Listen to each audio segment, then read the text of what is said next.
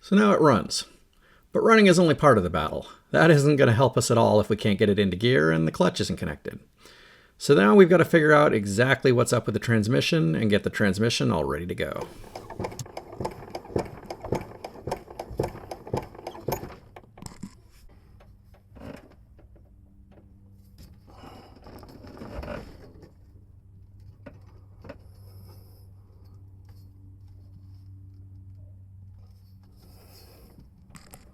One nice thing about how small the bug is and the fact the engine is open to the back is I can bleed the clutch pedal rather, by myself. I got long enough arms, I can just reach behind me and do it, which is kind of awesome.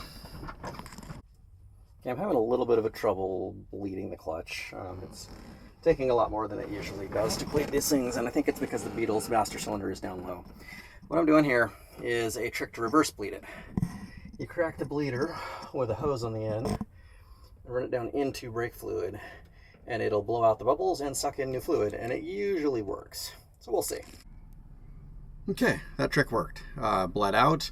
The clutch is pretty heavy, but that's not uncommon in conversions like this. The master is probably a little undersized for the weight of the clutch and the slave, but it'll work. I'm used to it.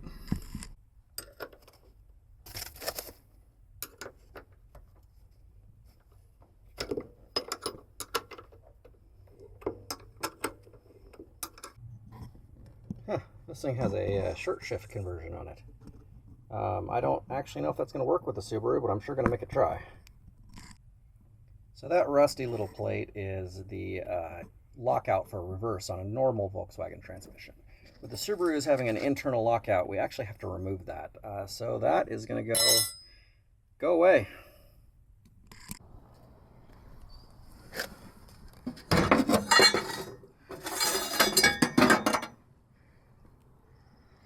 Got it.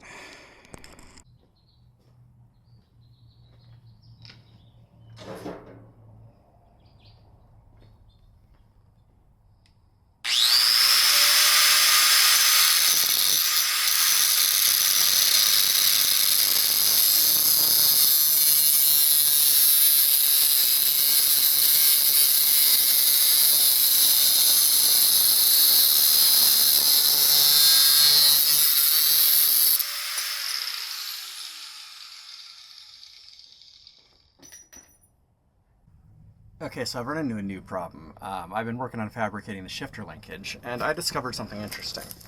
Let me turn the camera around here, and I'll show you what I mean. So this is the end shaft, the shift shaft on the Subaru transmission. Somebody has cut the end of it off. We had this linkage fabricated up that goes on the end of it, but it wasn't actually attached.